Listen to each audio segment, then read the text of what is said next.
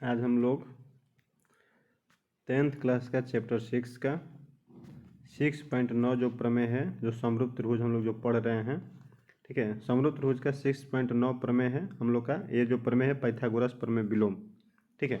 Pythagoras प्रमेय हम लोग प्रूफ कर चुके हैं। 6.8 जो प्रमेय था, अब हम लोग पढ़ेंगे पाइथागोरस प्रमेय विलोम।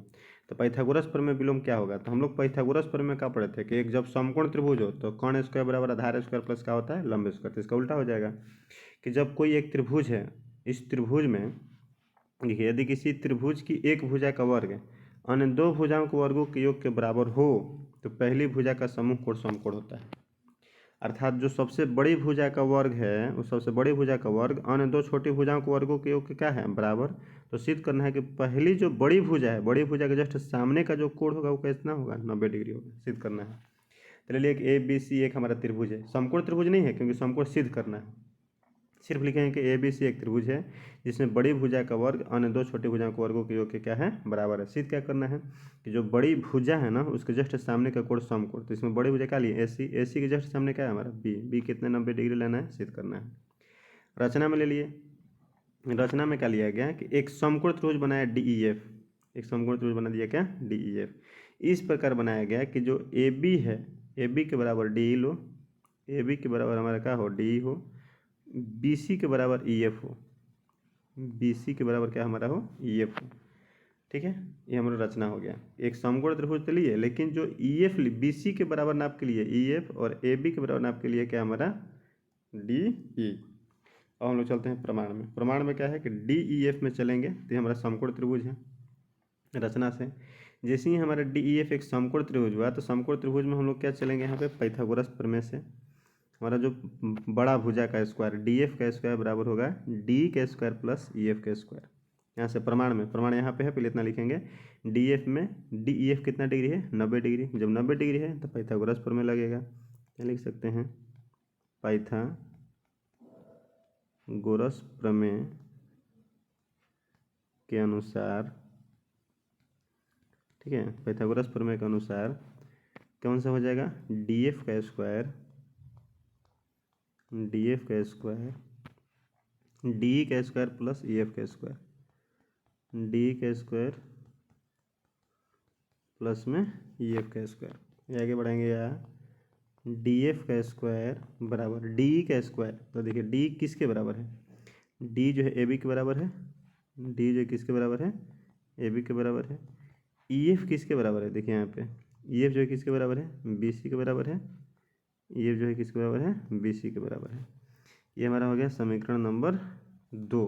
अब समीकरण 1 कहाँ आ गया, तो ये जो हम लिए हैं इसको मान लेते हैं समीकरण नंबर 1। ठीक है, तो समीकरण 1 में देखिए क्या है, A B square plus B C square बराबर है C square, A B square plus B C square. अब यहाँ पर देखिए A B square plus B C square. तो हम लोग यहाँ पे आसानी से तो ये बात लिख सकते हैं समीकरण 1 और 2 से। ठीक है, समीकरण 1 तथा समीकरण 2 से। जब समीकरण 1 और 2 से चलेंगे तो एक पक्ष बराबर, अब पक्ष हमारा कौन कौन सा बराबर हो रहा है, देखिए A B square plus B C square, A B square plus B C square. तो बच गया क्या, ए सी स्क्वायर, और यहाँ बच गया डी एफ स्क्वायर। ए सी स्क्वायर बराबर हो गया डी एफ स्क्वायर। जब दोनों तरफ स्क्वायर है तो दोनों तरफ से स्क्वायर हटा सकते हैं, इसलिए हमें मिल जाएगा ए सी और बराबर में डी एफ। ए सी बराबर का मिल गया हमारा डी एफ। जैसे ए सी बराबर डी एफ मिला तो हम लोग यहाँ पर दो त्रिभुज देख रहे हैं, एक त्रिभुज ए बी सी और एक त्रिभुज है हमारा डी ई एफ। जैसे ही दोनों त्रिभुज में चलेंगे तो ए बी जो है वो डी के बराबर है, बी सी जो है वो ई एफ के बराबर है, और ए सी जो है वो डी एफ के बराबर है। ए सी जो है वो किसके बराबर है, डी एफ के। देखिए यहाँ पे ए सी जो है किसके बराबर है, डी एफ के, और ए बी किसके बराबर है, डी के, बी सी किसके बराबर है, ई एफ के। तो ऐसे लिख दिए। अब ये दोनों कहाँ से आया, तो ऐसे लिख सकते हैं रचना से, और ई कहाँ से आया तो हम लोग सिद्ध किए। ठीक, जैसे ही 3 चीज़ मिल गया तो त्रिभुज हमारे यहाँ पे क्या हो गया, सर्वांगसम। और जैसे ही हमारा त्रिभुज सर्वांगसम हुआ तो हम लोग पढ़े हुए हैं कि सर्वांगसम त्रिभुज का सब कुछ के क्या होता है, बराबर। जैसे सब कुछ के बराबर लेंगे तो हमारा बी और बराबर क्या होगा ई। ई हमारा कितना डिग्री है 90 डिग्री, तो इसलिए बी भी कितना डिग्री हो जाएगा 90 डिग्री। हम लोग को यही प्रूफ करना था कि बी कितना डिग्री है 90 डिग्री। ये हमारा सिद्ध हो गया पाइथागोरस प्रमेय विलोम। इसमें विशेष कुछ नहीं है, हम लोग इसमें सिर्फ किए क्या हैं। देखिए सबसे पहले जो दिया है ए बी सी एक त्रिभुज है जिसमें ए सी स्क्वायर बराबर A B square plus B C square सिद्ध करना है कि 90 डिग्री हो।